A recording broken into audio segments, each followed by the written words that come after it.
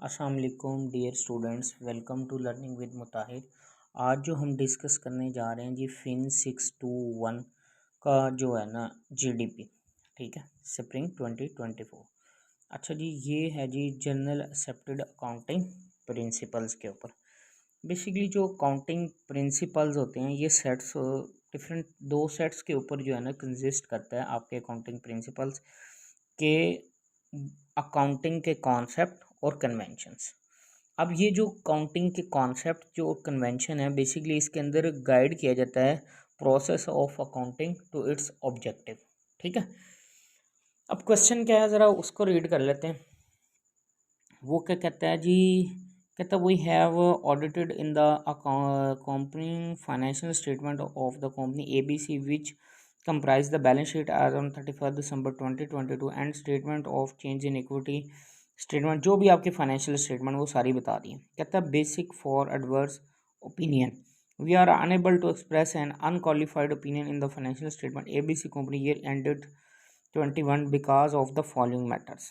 कहता है ABC company जो है complete a service for a client on Feb 10/23।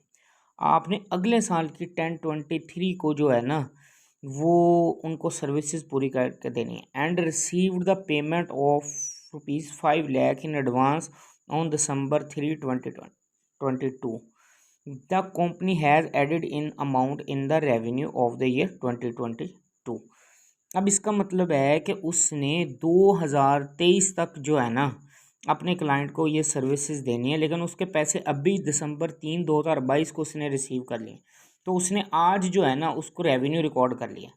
तो ये कौन सा उसने जो है ना अकाउंटिंग प्रिंसिपल्स की वायलेशन की है? तो ये मैचिंग प्रिंसिपल्स की उसने वायलेशन की है जी, ठीक है। आगे कह रहा है the cost of merchandise purchase 10 million, ठीक है जी, but no it's market price has increase 12 million. The company has report the merchandise at market price in the books. भाई ये उसने कौन से प्रिंसिपल की अकाउंटिंग प्रिंसिपल, हिस्टोरिकल कॉस्ट की जी, हिस्टोरिकल प्रिंसिपल उसने उसको किस पे रिकॉर्ड करना चाहिए था? जो उसकी बुक वैल्यू थी उसके ऊपर रिकॉर्ड करना था, लेकिन उसने मार्केट प्राइस पे रिकॉर्ड कर दिया, ठीक है जी।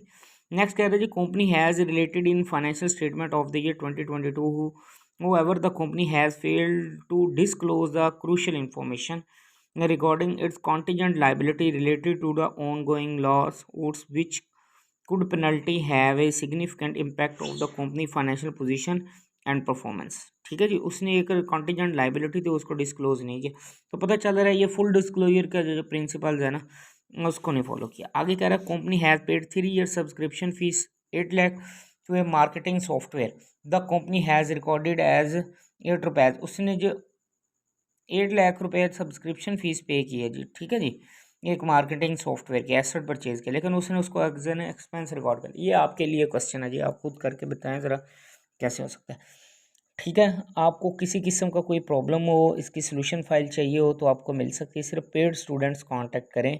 इसके अलावा फिन 621, फिन 623, फिन 621 का तो ये जीडीपी है, फिन 622 की असाइनमेंट किसी को चाहिए, 623 का जीडीपी, या फिन 624 की असाइनमेंट, 625। इसी तरह किसी बच्चे को कोई प्रोजेक्ट या इंटर्नशिप रिपोर्ट में प्रॉब्लम है, ठीक है, फिन 622 या 621 के शॉर्ट लेक्चर चाहिए। आपका कोई भी वीयू से रिलेटेड कोई काम हो तो आप मेरे व्हाट्सएप वाले नंबर पे कांटेक्ट कर लें, सारे सब्जेक्ट्स के सॉल्यूशन फाइल्स मिल जाएंगे, क्विज अटैम्प्ट हो जाएंगे। चैनल के साथ जुड़े रहिए, इंशाल्लाह नेक्स्ट वीडियो मिलते हैं। अल्लाह हाफ़िज़।